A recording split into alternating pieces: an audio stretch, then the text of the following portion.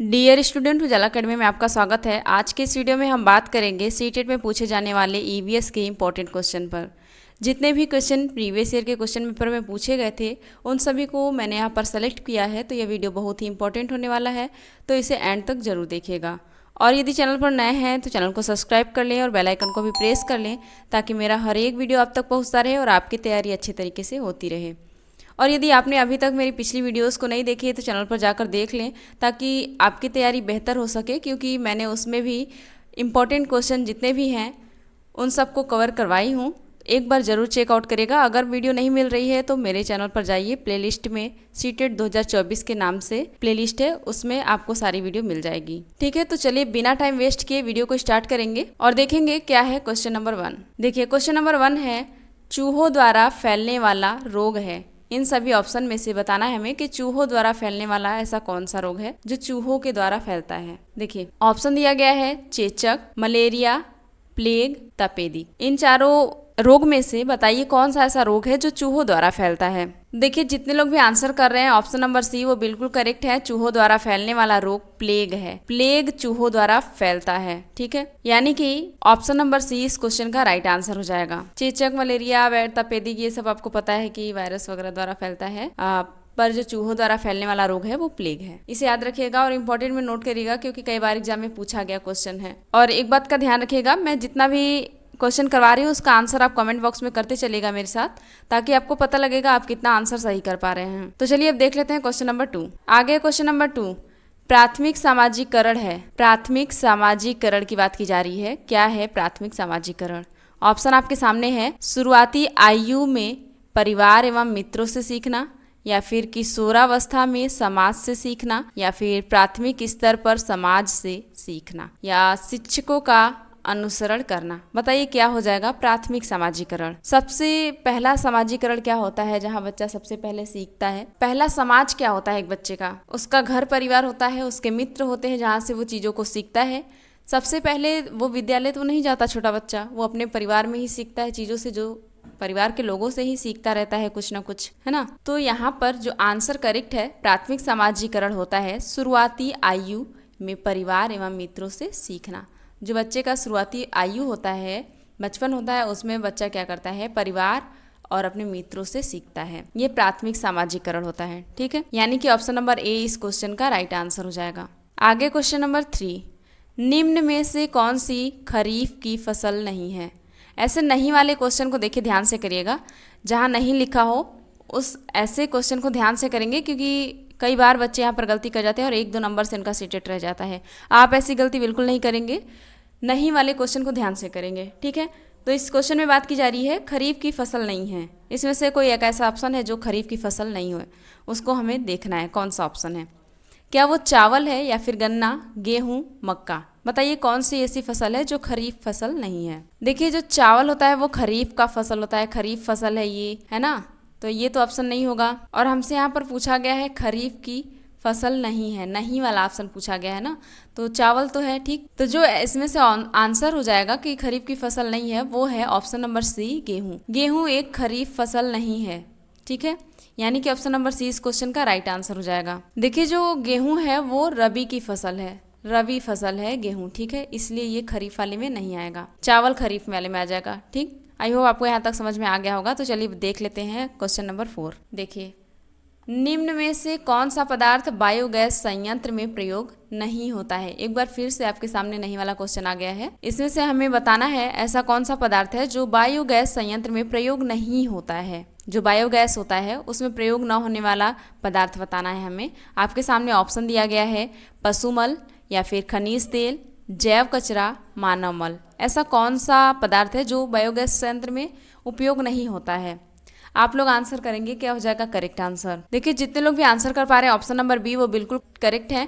खनिज तेल, खनिज तेल बायो संयंत्र में प्रयोग नहीं होता है। ठीक है, बायोगैस बनाने में खनिज तेल का प्रयोग नहीं होता है, बाकी सारे ऑप्शन ऐसे हैं जिनका प्रयोग होता है। ठीक, ये पशुमल इसका प्रयोग होता है, जैव कचरा इसका भी होता है, मानव मल इसका भी होता है बायोगैस संयंत्र बनाने में, पर खनिज तेल का प्रयोग नहीं किया जाता है। यानी कि इस क्वेश्चन का राइट आंसर है ऑप्शन नंबर बी। आगे क्वेश्चन नंबर 5, भारत का राष्ट्रीय पक्षी कौन सा है? राष्ट्रीय पक्षी की बात की जा रही है। ऑप्शन दिया गया है हंस, मोर, कोयल, मैना। आई होप आप सभी को पता ही होगा। भारत का राष्ट्रीय पक्षी, अगर नहीं पता है तो जान लीजिए, भारत का राष्ट्रीय पक्षी है मोर। मोर भारत का राष्ट्रीय पक्षी है, याद रखिएगा। यानी कि ऑप्शन नंबर बी इस क्वेश्चन का राइट आंसर हो जाएगा। आगे क्वेश्चन नंबर 6, खाद्य श्रृंखला में ऊर्जा का प्रवाह होता है। जो खाद्य श्रृंखला होती है, फूड चेन, उसमें जो ऊर्जा का प्रवाह होता है वो किस प्रकार होता है। देखिए ऑप्शन दिया गया है आपके सामने, एक दिशीय होता है या फिर बहुदिशीय या फिर चक्रीय, उभय दिशीय। किस प्रकार का ऊर्जा का प्रवाह होता है खाद्य श्रृंखला में, आप लोग बताइए क्या हो जाएगा करेक्ट आंसर। देखिए एक बात का ध्यान रखिएगा, मेरे साथ आंसर करेंगे तो इसमें आपका ही बेनिफिट होने वाला है। आपको पता लगेगा कि आपकी तैयारी कितनी हुई है अभी तक। देखिए जो खाद्य श्रृंखला में ऊर्जा का प्रवाह होता है वो होता है एक दिशीय, एक दिशा में होता है। एक दिशीय मतलब एक दिशा में, एक दिशीय होता है ऊर्जा का प्रवाह खाद्य श्रृंखला में, ठीक है, याद रखिएगा इसे। यानी कि ऑप्शन नंबर ए इस क्वेश्चन का राइट आंसर हो जाएगा। आगे क्वेश्चन नंबर 7, पारितंत्र में ऊर्जा का प्राथमिक स्रोत है। जो पारितंत्र होता है उसमें ऊर्जा का प्राथमिक स्रोत की बात की जा रही है। आपके सामने ऑप्शन दिया गया है, क्या वो वनस्पति है या फिर सूर्य का प्रकाश है, परमाणु ऊर्जा है या फिर भोजन है। पारितंत्र में ऊर्जा का सबसे पहला यानी कि प्राथमिक स्रोत की बात की जा रही है। बताइए क्या हो जाएगा करेक्ट आंसर। देखिए जो सबसे पहला स्रोत होता है ऊर्जा का वो होता है सूर्य का प्रकाश। यानी कि ऑप्शन नंबर 20 क्वेश्चन का राइट आंसर हो जाएगा। सूर्य का प्रकाश होता है पारितंत्र में ऊर्जा का प्राथमिक स्रोत, ठीक है, याद रखिएगा। यहाँ पर ऑप्शन नंबर बी करेक्ट हो जाएगा। और इसे इंपॉर्टेंट में नोट करिएगा, कई बार एग्जाम में पूछा गया क्वेश्चन है। और जितना भी मैं पॉइंट बता रही हूँ कि इंपॉर्टेंट है उसे आप जरूर ध्यान दीजिएगा। हो सकता है हूबहू आपके एग्जाम में ऐसा क्वेश्चन देखने को मिल जाए, ठीक है। देखिए आगे क्वेश्चन नंबर 8, बिहार राज्य में चीली के उत्पादन में कौन सा जिला अग्रणी है, सबसे आगे है लीची के उत्पादन में। बिहार का ऐसा कौन सा जिला है जो लीची का उत्पादन करने में सबसे आगे है, अग्रणी है। बताइए बिहार के जिले की बात की जा रही है। ऑप्शन आपके सामने दिया गया है, गया है या फिर पटना जिला है या फिर मुजफ्फरपुर जिला है या फिर जहानाबाद है। बताइए कौन सा ऐसा जिला है जहाँ लीची का उत्पादन सबसे अधिक होता है या लीची के उत्पादन में वो जिला बहुत आगे है। देखिए जो बिहार राज्य में चीली का उत्पादन है उसमें सबसे आगे जिला चल रहा है मुजफ्फरपुर। मुजफ्फरपुर जिले में सबसे अधिक लीची का उत्पादन किया जाता है या फिर लीची के उत्पादन में सबसे आगे है मुजफ्फरपुर, याद रखिएगा ये बिहार राज्य में है। यानी कि इस क्वेश्चन का राइट आंसर है ऑप्शन नंबर सी। आगे क्वेश्चन नंबर 9, बिहार के निवासियों का मुख्य भोजन है। बिहार के जो लोग हैं उनका मुख्य भोजन क्या है उसकी बात की जा रही है। आपके सामने ऑप्शन दिया गया है, चावल, गेहूं, बाजरा, मक्का। बताइए क्या हो जाएगा करेक्ट आंसर। जो बिहार के लोग हैं उनका मुख्य भोजन क्या है, अपने भोजन में सबसे ज्यादा वो क्या खाते हैं, उनका मुख्य भोजन क्या है, बताएंगे आप लोग क्या हो जाएगा करेक्ट आंसर। देखिए जो बिहार के निवासी हैं, बिहार के लोग हैं, उनका मुख्य भोजन होता है चावल। वो चावल का प्रयोग ज्यादा करते हैं अपने भोजन में। चावल है बिहार वालों का मुख्य भोजन, ठीक है। यानी कि ऑप्शन नंबर ए इस क्वेश्चन का राइट आंसर हो जाएगा। आगे क्वेश्चन नंबर 10, भारत में पूर्व से पश्चिम की ओर बहने वाली सबसे लंबी नदी। सबसे लंबी की नदी की बात की जा रही है भारत में, जो पूर्व से पश्चिम की ओर बहती है। आपके सामने ऑप्शन दिया गया है, लूनी, साबरमती, ताप्ती, नर्मदा। बताइए ऐसी कौन सी नदी है जो पूर्व से पश्चिम की ओर बहती है और वो सबसे लंबी नदी है। देखिए जितने लोग भी आंसर कर पा रहे हैं ऑप्शन नंबर डी वो बिल्कुल करेक्ट है। नर्मदा नदी है जो पूरब से पश्चिम की ओर बहती है भारत में और ये सबसे लंबी नदी है, ठीक है। भारत में पूर्व से पश्चिम की ओर बहने वाली सबसे लंबी नदी है नर्मदा, आप ये याद रखेंगे। यानी कि ऑप्शन नंबर डी इस क्वेश्चन का राइट आंसर हो जाएगा। आगे क्वेश्चन नंबर 11, बच्चे दुनिया होगा यहाँ पर। बच्चे दुनिया के बारे में अपनी समझ का सृजन करते हैं, इस कथन का श्रेय किसको जाता है। बताइए ऐसे कौन से मनोवैज्ञानिक हैं जिनको इसका श्रेय जाएगा कि बच्चे दुनिया के बारे में अपनी समझ का सृजन करते हैं। बताइए इस कथन के लिए आप किसको श्रेय देना चाहेंगे या फिर किसको श्रेय जाता है। अगर आप थ्योरी पढ़े होंगे तो जरूर आंसर कर पाएंगे। आपके सामने देखिए ऑप्शन दिए गए हैं, पावलाव, पियाजे, कोटलबर्ग, स्किनर। यहाँ पर कोहलबर्ग होगा, कोटलबर्ग नहीं, ठीक है। बताइए किसका इस कथन के लिए किसको श्रेय जाएगा कि जो बच्चे होते हैं वो अपनी समझ का सृजन करते हैं दुनिया के बारे में। ऐसा कथन कहने वाले कौन से मनोवैज्ञानिक है या फिर इस कथन का श्रेय किसको जाता है। आपसे क्वेश्चन किसी भी तरीके से पूछ सकता है, तो आप क्वेश्चन को समझने की कोशिश करिएगा, ना कि रटने की, ठीक है। अगर रट कर जाते हैं तो फिर सीटेट क्लियर करना थोड़ा मुश्किल हो जाएगा। अगर समझ के जाएंगे तो क्वेश्चन कैसे भी पूछे आप कर पाएंगे। इसलिए मैं बार बार बताती चल रही हूँ कि क्वेश्चन को समझने की कोशिश करिएगा, रटने की नहीं। देखिए जो बच्चे होते हैं वो दुनिया के बारे में अपनी समझ का सृजन करते हैं, इस कथन का श्रेय जाएगा जीन पियाजे जी को। जीन पियाजे जी क्या थ्योरी आप एक बार ज़रूर पढ़ के जाइएगा, क्योंकि यहाँ से क्वेश्चन 1-2 नंबर जरूर पूछा जाता है। 1-2 नंबर का क्वेश्चन जरूर पूछा जाता है जीन पियाजे की थ्योरी से, इस बात का आप ध्यान रखेंगे। यानी कि जो बच्चे होते हैं दुनिया के बारे में अपनी समझ का सृजन करते हैं, यह कथन दिया गया है पियाजे के द्वारा, या फिर इस कथन का श्रेय जाता है जीन पियाजे को। ठीक है, क्वेश्चन कैसे भी पूछे आप आंसर कर पाएंगे अगर आप क्वेश्चन को समझ रहे हैं तो। यानी कि इस क्वेश्चन का राइट आंसर है ऑप्शन नंबर बी। आगे क्वेश्चन नंबर 12, सतत एवं व्यापक मूल्यांकन की एक तकनीक है। जो सतत यानी कि नियमित रूप से चलने वाला मूल्यांकन है, उसकी एक तकनीक क्या है? क्या वो सत्र मूल्यांकन हो जाएगा, या फिर अर्धवार्षिक मूल्यांकन हो जाएगा, या निदानात्मक हो जाएगा, इकाई मूल्यांकन? बताइए कौन सा हो जाएगा सतत एवं व्यापक मूल्यांकन की एक तकनीकी। देखिए, अगर आप क्वेश्चन को समझ रहे हैं तो आंसर जरूर कर पाएंगे। जो सत्र में होगा मूल्यांकन, क्या वो सतत मूल्यांकन होगा? अगर सत्र में एक बार मूल्यांकन हो रहा है, परीक्षा हो रहा है बच्चे का, तो जो गलती कर रहा है वो पकड़ पाएंगे? नहीं पकड़ पाएंगे आप, है ना। सतत यानी कि निरंतर, रोज, हर रोज मूल्यांकन हो, तो सत्र में काट दीजिए इसे। सत्र में होगा यानी कि साल भर में एक बार होगा, तो ये कहाँ से आंसर होगा? अर्धवार्षिक मतलब आधा वर्ष बीत जाएगा तब होगा मूल्यांकन। सतत मतलब रोज की बात की जा रही है, नियमित रूप से मूल्यांकन की बात की जा रही है, तो ये भी ऑप्शन हट जाएगा। निदानात्मक मूल्यांकन बहुत बेस्ट आंसर है। निदानात्मक मूल्यांकन हो जाएगा जिसमें बच्चे के समस्याओं का निदान किया जाता है निदानात्मक मूल्यांकन में। यह एक तकनीकी है सतत व्यापक मूल्यांकन का। ठीक है, सतत एवं व्यापक मूल्यांकन की एक तकनीकी है निदानात्मक मूल्यांकन। ठीक है, यानी कि ऑप्शन नंबर सी इस क्वेश्चन का राइट आंसर हो जाएगा।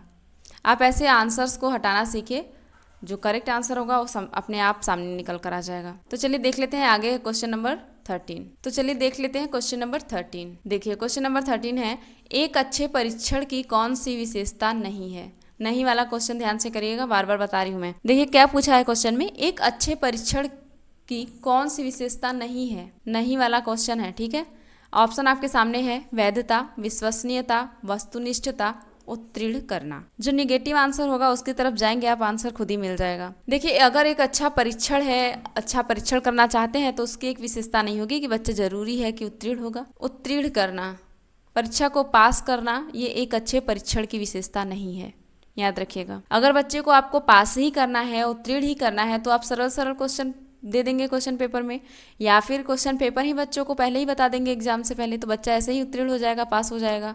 ठीक है, अच्छे परीक्षण की विशेषता होती है कि जो क्वेश्चन पेपर हो वो सरल भी हो, कठिन भी हो, दोनों तरीके का हो। अगर बच्चे को केवल पास ही करना है तो मैं अभी बताई कि आप उसे क्वेश्चन पेपर ही दे दीजिए एक दिन पहले पेपर के, उत्तीर्ण हो जाएगा ऐसे ही। तो देखिए जो गलत पॉइंट है, निगेटिव पॉइंट है, वो उत्तीर्ण करना, यानी कि ऑप्शन नंबर डी इस क्वेश्चन का राइट आंसर हो जाएगा। यही है निगेटिव पॉइंट, इसलिए यही करेक्ट हो जाएगा। किसी अच्छे परीक्षण का ये मतलब नहीं होता कि बच्चा उत्तीर्ण हो। ठीक, अगर उत्तीर्ण हो जाएगा तो उसकी कमी को आप कहाँ से पहचानेंगे? अगर बच्चा फेल हो रहा है तो उसकी गलतियों को आप पकड़ेंगे, इसलिए ईमानदारी पूर्वक परीक्षण होना चाहिए। ठीक है, आई होप आपको समझ में आया होगा। तो चलिए देख लेते हैं अगला क्वेश्चन। आगे क्वेश्चन नंबर 14, छात्रों में रटने की प्रवृत्ति रोकने हेतु कौन सा प्रश्न पूछना चाहिए? बताइए, अगर बच्चों के अंदर रटने की प्रवृत्ति, जो बच्चे रट जाते हैं चीज़ों को, उसको रोकना है तो आप कैसे प्रश्न पूछेंगे? वस्तुनिष्ठ, वस्तुनिष्ठ यानी कि वही बहुविकल्पी, लघु उत्तरी, दीर्घ उत्तरी, निबंधनात्मक। बताइए, बच्चे रट ना पाए, ऐसे कौन से प्रश्न पूछेंगे कि बच्चा रटने ना पाए, उसको रोकेंगे? तो देखिए जितने लोग भी आंसर कर रहे हैं ऑप्शन नंबर ए बिल्कुल सही है, वस्तुनिष्ठ। जो बहुविकल्पी क्वेश्चन होता है, एक क्वेश्चन दिया रहेगा, 4 ऑप्शन, जैसे अभी मैं पढ़ा रही हूँ, ये वस्तुनिष्ठ ही प्रश्न है आपके सामने। तो ऐसा अगर क्वेश्चन आप करते हैं तो बच्चा रट नहीं पाएगा। वही मैं बोल रही ना कि ऐसे अगर आप सीटेट में भी रट के जाने की कोशिश कर रहे हैं तो पास करना थोड़ा मुश्किल है ना। क्वेश्चन घुमा फिरा के पूछा जा सकता है आपसे, तो मैं बार बार बता रही हूँ कि क्वेश्चन को समझने की कोशिश करिएगा, रटने की नहीं। तो वैसे ही अगर बच्चों के अंदर, छात्रों के अंदर रटने की प्रवृत्ति को रोकना है तो उसके लिए आपको वस्तुनिष्ठ प्रश्न पूछना होगा। ठीक है, यानी कि यहाँ पर ऑप्शन नंबर ए करेक्ट हो जाएगा। लघु उत्तरी लॉन्ग आंसर पूछेंगे तो ये तो बच्चा रट के आंसर दे देगा। दीर्घ उत्तरी पूछेंगे तो भी रट जाएगा, है ना।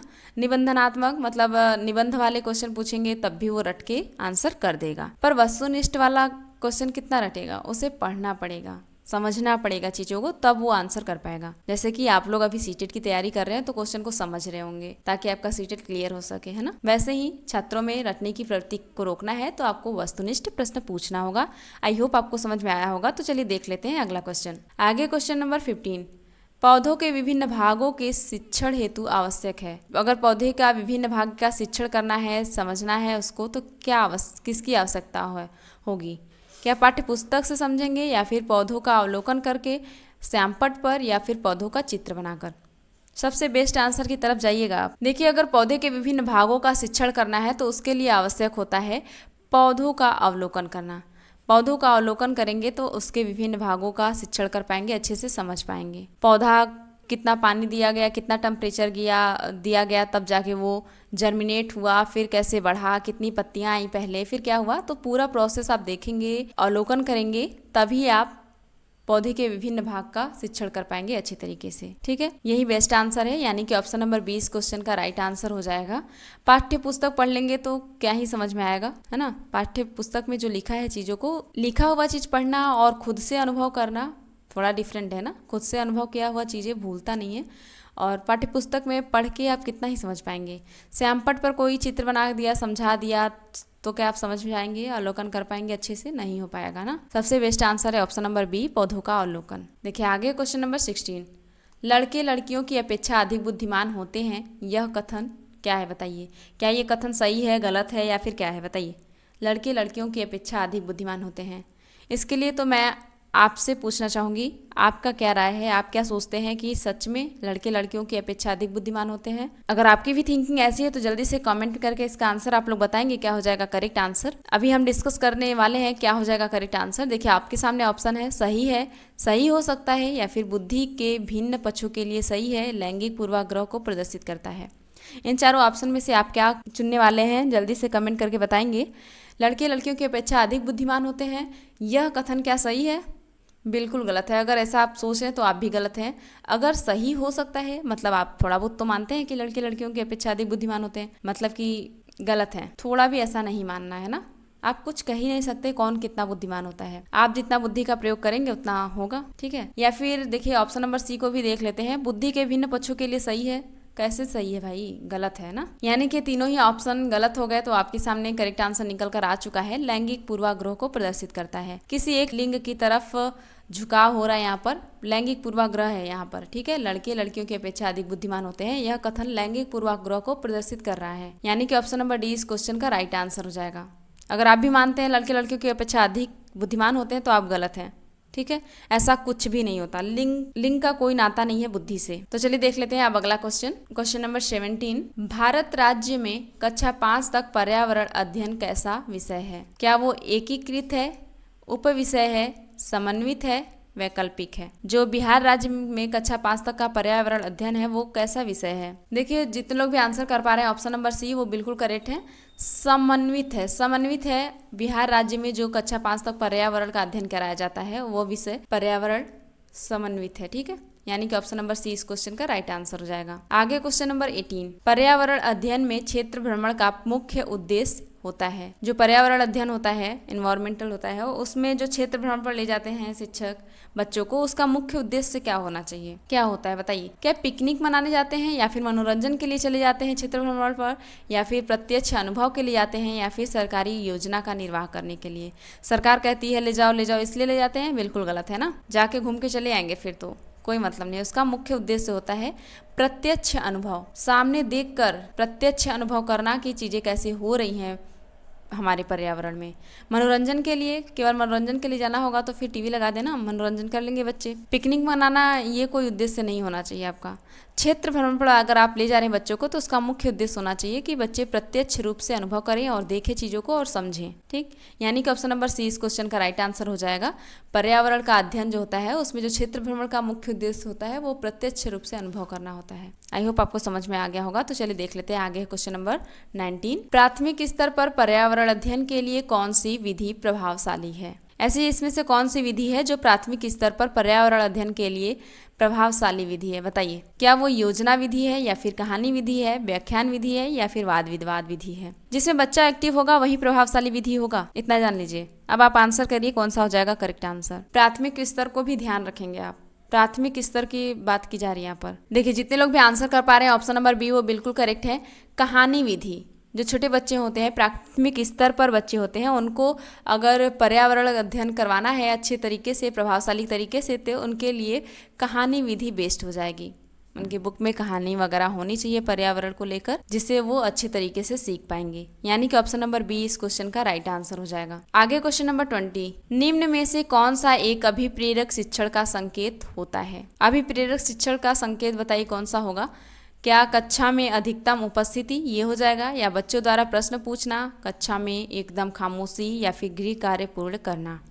देखिए जो निगेटिव पॉइंट है उनको तो पहले ही काट दीजिए आप, आंसर अपने आप निकल कर आने वाला है। अभिप्रेरित शिक्षण का संकेत कह रहा है ना, जिसमें बच्चा खुद से अभिप्रेरित हो शिक्षण के लिए, तो उसमें क्या आप गृह कार्य पूरा करवाएंगे तब होगा बच्चा अभिप्रेरित? बिल्कुल नहीं, काट दीजिए। गृह कार्य दिखे काट दीजिएगा, आंसर नहीं है ये उतना पॉजिटिव, है ना। खामोशी, कक्षा एकदम शांत रहे तो क्या बच्चा सीख पाएगा, अभिप्रेरित हो पाएगा, रुचि लेगा कक्षा में? बिल्कुल नहीं, काट दीजिए, निगेटिव पॉइंट्स हैं ये सब। कक्षा में अधिक उपस्थिति के लिए, अधिक से अधिक उपस्थिति होगी तब बच्चा भी प्रेरित होगा? बिल्कुल नहीं। बच्चे 10 ही आपके क्लास में हैं, अगर आपका टीचिंग मेथड सही है, बच्चे एक्टिव रूप से भाग ले रहे हैं, तो बच्चा रुचि लेगा तो जरूर एकदम जाहिर सी बात है कि बच्चा एक्टिव होगा और पार्टिसिपेट करेगा सभी चीज़ों में, और वो अच्छी तरीके से सीख भी पाएगा। यानी कि इसमें से जो बच्चों द्वारा प्रश्न पूछना, यही करेक्ट आंसर हो जाएगा। ऑप्शन नंबर बी यहाँ पर करेक्ट होगा। बच्चों द्वारा प्रश्न पूछना ये अभिप्रेरित शिक्षण का संकेत है। बच्चा इसमें खुद अभिप्रेरित होता है। ठीक, अगर बच्चा प्रश्न पूछता है तो, अगर बच्चा विभिन्न प्रकार का प्रश्न पूछता है तो टीचर उसका आंसर करेगा, जिससे सभी बच्चों को पता चल पाएगा। बगल वाला बच्चा भी जिज्ञासु बनेगा, वो भी क्वेश्चन पुटअप करेगा, इससे टीचिंग अच्छे तरीके से होती है। यानी कि ऑप्शन नंबर बी यहाँ पर करेक्ट हो जाएगा। आई होप आपको यहाँ तक समझ में आया होगा। तो चलिए देख लेते हैं अगला क्वेश्चन। आगे क्वेश्चन नंबर 21, निम्न में से कौन सा पर्यावरण अध्ययन का घटक नहीं है? पर्यावरण अध्ययन का घटक नहीं है, नहीं वाला क्वेश्चन एक बार फिर से आपके सामने है, और ऑप्शन देखिए आपके सामने दिया गया है मानव, वायुमंडल, जलमंडल, सौरमंडल। बताइए इसमें से कौन सा पर्यावरण अध्ययन का घटक नहीं है? जितने लोग भी आंसर कर रहे हैं इस क्वेश्चन का right answer option number D वो बिल्कुल सही है, सौरमंडल। सौरमंडल पर्यावरण अध्ययन का घटक नहीं है। बाकी पर्यावरण अध्ययन में मानव, वायुमंडल, जलमंडल ये सभी आते हैं, पर पर्यावरण अध्ययन का घटक सौरमंडल नहीं हो सकता ना। यानी कि ऑप्शन नंबर डी इस क्वेश्चन का राइट आंसर हो जाएगा। आगे क्वेश्चन नंबर 22, सीखने की प्रक्रिया में अभिप्रेरणा। सीखने की प्रक्रिया में अभिप्रेरणा क्या हो जाएगा? ऑप्शन आपके सामने दिया गया है। बच्चों में सीखने के प्रति रुचि का विकास करती है, बच्चों की स्मरण शक्ति को मजबूत करती है। स्मरण मतलब याद करने की, याद रखने की चीज़ों को काट दीजिए। याद रखना, रटना, ये सब आंसर देखते ही काट दीजिएगा आप लोग। या फिर बच्चों को एक दिशा में सोचने की योग्यता को विकसित करती है। किसी केवल एक ही दिशा में बच्चा सोचे, क्या आप एक टीचर होने के नाते ऐसा सोचेंगे? बिल्कुल नहीं, काट दीजिए, आंसर गलत है। बहुदिशीय होना चाहिए, कई दिशाओं में बच्चा सोचे, है ना। अगर आप एक क्वेश्चन पूछ रहे हैं तो उसको कई दिशाओं में आंसर करे, कई दिशाओं में सोचे बच्चा, उसकी सोच एक दिशीय न हो। यानी कि ऑप्शन नंबर सी भी गलत हो जाएगा। ऑप्शन नंबर डी देख लेते हैं। पिछले सीखे हुए को नए अधिगम से अलग करती है। सीखने की प्रक्रिया क्या पीछे जो सीखा हुआ चीज है वो नए अधिगम से अलग करती है? बिल्कुल नहीं। पीछे जो बच्चा सीखा है उसको भी लेकर चलना है, उससे रिलेट करना है, बाहरी जीवन से रिलेट करना है। अगर बच्चे को सिखाना है कोई अच्छी चीज तो ठीक है, अच्छी तरीके से सिखाना है तो, यानी कि ये भी आंसर गलत हो जाएगा। आपके सामने आंसर निकल कर आ ही गया है। ऑप्शन नंबर ए बच्चों में सीखने के प्रति रुचि का विकास करती है। सीखने की प्रक्रिया में जो अभिप्रेरणा होती है, अगर बच्चा मोटिवेट है, अभिप्रेरित है, तो उसमें क्या होता है, बच्चे जो होते हैं वो सीखने के प्रति अपनी रुचि को विकसित करते हैं, रुचि लेते हैं। ठीक है, यानी कि ऑप्शन नंबर ए इस क्वेश्चन का राइट आंसर हो जाएगा। आगे क्वेश्चन नंबर 23, पर्यावरण अध्ययन के लिए आप छात्रों को कौन से चैनल देखने का सुझाव देंगे? अगर पर्यावरण अध्ययन करना है तो बच्चों को, तो कौन सा ऐसा चैनल है जिसको आप सुझाव देंगे कि ये देखो तो आप पर्यावरण अध्ययन को अच्छे से समझ पाओगे? बताइए, क्या वो नेशनल जियोग्राफी करेंगे, सुझाव देंगे, डिस्कवरी को देंगे, या फिर एनिमल प्लैनेट को देंगे, या फिर उपरोक्त में से सभी को? बताइए किस चैनल का सुझाव देंगे बच्चों को? देखिए, अगर पर्यावरण अध्ययन करना है तो छात्रों को आप सुझाव देंगे इन सभी को, यानी कि ऑप्शन नंबर डी यहाँ पर करेक्ट हो जाएगा। उपरोक्त सभी, नेशनल जियोग्राफी बेस्ट चैनल है, डिस्कवरी भी, एनिमल प्लेनेट भी पर्यावरण अध्ययन के लिए, ये तीनों ही चैनल बेस्ट है। इन तीनों ही चैनल का सुझाव दे सकते हैं। बच्चे देखेंगे इन तीनों चैनल को तो पर्यावरण अध्ययन को समझ पाएंगे, है ना। यानी कि ऑप्शन नंबर डी इस क्वेश्चन का राइट आंसर हो जाएगा। ये तीनों ही आंसर सही हैं। आगे क्वेश्चन नंबर 24, बिहार राज्य हेतु पर्यावरण अध्ययन के शिक्षण के लिए प्राथमिक स्तर का पाठ्यक्रम का निर्माण किसने किया है? किसके द्वारा बिहार राज्य में पर्यावरण अध्ययन के लिए जो शिक्षण है वो प्राथमिक स्तर पर किसने लाया है? पर्यावरण अध्ययन का पाठ्यक्रम प्राथमिक स्तर पर बिहार राज्य में किसने लाया है बताइए। क्या वो NCERT के द्वारा है, या फिर NCTE के द्वारा, SCERT के द्वारा, या फिर MHRD के द्वारा? बताइए कौन सा हो जाएगा करेक्ट आंसर। बिहार राज्य में पर्यावरण अध्ययन के शिक्षण के लिए प्राथमिक स्तर का पाठ्यक्रम का निर्माण किसके द्वारा किया गया है, या फिर किसने किया है? देखिए जितने लोग भी आंसर कर पा रहे हैं ऑप्शन नंबर सी वो बिल्कुल करेक्ट है। SCERT के द्वारा किया गया है पर्यावरण अध्ययन का निर्माण। SCERT इसे आप याद रखेंगे। यानी कि ऑप्शन नंबर सी इस क्वेश्चन का राइट आंसर हो जाएगा। बिहार राज्य की बात की जा रही है, ये भी ध्यान रखेंगे आप, ठीक है। देखिए आगे क्वेश्चन नंबर 25, जल मंदिर का संबंध निम्न में से किससे है? जल मंदिर का संबंध पूछा जा रहा है। क्या वो हिंदू धर्म से है, इस्लाम धर्म से है, बौद्ध धर्म से है, या फिर जैन धर्म से है? देखिए जो जल मंदिर का संबंध है वो होता है जैन धर्म से। जो जल मंदिर का संबंध है वो जैन धर्म से है। यानी कि ऑप्शन नंबर डी इस क्वेश्चन का राइट आंसर हो जाएगा। जल मंदिर याद रखेंगे, इसका संबंध है जैन धर्म से। आगे क्वेश्चन नंबर 26, निम्न में किस राज्य की सीमा बिहार को स्पर्श नहीं करती है? बिहार को स्पर्श न करने वाली सीमा को चुनना है। ऐसा इसमें से आंसर बताइए, ऐसा कौन सा राज्य है जिसकी सीमा बिहार राज्य को स्पर्श नहीं करती है? क्या उत्तर प्रदेश हो जाएगा, या फिर मध्य प्रदेश, पश्चिम बंगाल, झारखंड? बताइए कौन सा हो जाएगा करेक्ट आंसर। आपको जितने लोग उत्तर प्रदेश से हैं पहले तो आप कमेंट करके बताएंगे आप किस राज्य से हैं। मेरा वीडियो आप किस राज्य से देख रहे हैं, कहाँ से देख रहे हैं। जितने लोग भी उत्तर प्रदेश से हैं उनको तो पता ही होगा कि बिहार राज्य आपके बगल में ही है, यानी कि उसकी सीमा स्पर्श करती है। बिहार राज्य के उधर बगल में झारखंड, पश्चिम बंगाल, ये सब भी बिहार राज्य को स्पर्श करती हैं। बिहार राज्य की जो सीमाएँ हैं, सीमा है उसको स्पर्श करती हैं। पर मध्य प्रदेश, MP, मध्य प्रदेश की सीमा बिहार राज्य को टच नहीं करती है। यानी कि ऑप्शन नंबर बी इस क्वेश्चन का राइट आंसर हो जाएगा। जो मध्य प्रदेश है इस राज्य की सीमा बिहार को स्पर्श नहीं करती है। नहीं वाले क्वेश्चन को आप ध्यान से करेंगे, मैं बार बार बताती चल रही हूँ, ठीक है। आई होप आपको यहाँ तक समझ में आया होगा। तो चलिए देख लेते हैं क्वेश्चन नंबर 27 क्वेश्चन नंबर है, मखाना की खेती हेतु अग्रणी जिला। सबसे आगे कौन सा जिला है मखाना की खेती में? ऑप्शन आपके सामने है। देखिए ऑप्शन दिया गया है समस्तीपुर, मुजफ्फरपुर, मधुबनी, सुपौल। मखना की खेती के लिए सबसे आगे कौन सा जिला है, अग्रणी जिला? बताइए। तो देखिए जितने लोग भी आंसर कर पा रहे हैं ऑप्शन नंबर बी वो बिल्कुल करेक्ट है, मुजफ्फरपुर जिला सबसे आगे चल रहा है। मखाना की खेती हेतु सबसे अग्रणी जिला मुजफ्फरपुर है। यानी कि ऑप्शन नंबर बी इस क्वेश्चन का राइट आंसर हो जाएगा, याद रखिएगा। आगे क्वेश्चन नंबर 28, सरीसृप के अंतर्गत निम्न में से कौन आता है? सरीसृप के अंतर्गत कौन आएगा बताइए। क्या वो कछुआ आ जाएगा, अमीबा, फर्न, वेल? बताइए कौन सा सरीसृप के अंतर्गत आता है। सरीसृप का पहले मतलब समझ लीजिए। सरीसृप वो होते हैं जिनके शरीर पर छोटे छोटे छिद्र, मतलब रेंगने वाले। सरीसृप मतलब ऐसे रेंगते हो, जैसे सांप, कछुआ, छिपकली, मगरमच्छ, ये सभी सरीसृप के अंतर्गत आते हैं। यानी कि क्वेश्चन नंबर 28 का राइट आंसर हो जाएगा ऑप्शन नंबर ए, कछुआ। सरीसृप के अंतर्गत कछुआ आता है, ठीक है। यानी कि ऑप्शन नंबर ए इस क्वेश्चन का राइट आंसर हो जाएगा। आगे क्वेश्चन नंबर 29, अभ्यारण्य का संबंध निम्न में से किससे है? ऊर्जा संरक्षण, जल संरक्षण, वन्य जीव संरक्षण, डाल्फिन संरक्षण। बताइए अभ्यारण्य का संबंध निम्न में से किससे हो जाएगा। देखिए जितने लोग भी आंसर कर पा रहे हैं ऑप्शन नंबर सी वो बिल्कुल करेक्ट है, वन्य जीव संरक्षण।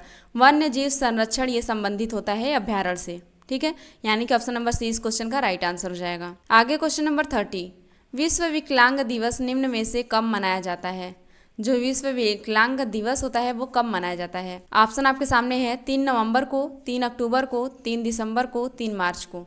इस वीडियो का लास्ट क्वेश्चन है, बताइए क्या हो जाएगा करेक्ट आंसर। विश्व विकलांग दिवस कब मनाया जाता है? देखिए जो विश्व विकलांग दिवस होता है वो मनाया जाता है 3 दिसंबर को। 3 दिसंबर को विश्व विकलांग दिवस मनाया जाता है। आप इसे याद रखिएगा और इम्पोर्टेंट में जरूर नोट करिएगा, कई बार एग्जाम में पूछा गया क्वेश्चन है, यानी कि इस क्वेश्चन का राइट आंसर है ऑप्शन नंबर सी। दोस्तों आई होप आपको ये वीडियो अच्छा लगा होगा। यदि यह वीडियो अच्छा लगा है तो अपने दोस्तों के साथ शेयर कर दें और वीडियो को लाइक भी कर दें, और यदि चैनल पर नए हैं तो चैनल को सब्सक्राइब कर लें और बेल आइकन को भी प्रेस कर लें, ताकि मेरा हर एक वीडियो आप तक पहुंचता रहे और आपकी तैयारी अच्छी तरीके से होती रहे। और यदि आपने अभी तक मेरी पिछली वीडियोस को नहीं देखी तो चैनल पर जाकर देख लें, ताकि आपकी तैयारी में कोई कमी ना रह जाए। ऐसे ही बैक टू बैक मैं इंपॉर्टेंट क्वेश्चन की सीरीज लेकर आने वाली हूं, तो मेरे चैनल के साथ जुड़े रहिएगा। जैसा कि आप सभी को पता है सीटेट के लिए बहुत कम टाइम बचा हुआ है, तो इस टाइम जितने भी इंपॉर्टेंट क्वेश्चन है उसका रिवीजन का टाइम है, तो ऐसे ही सीरीज में लाऊंगी।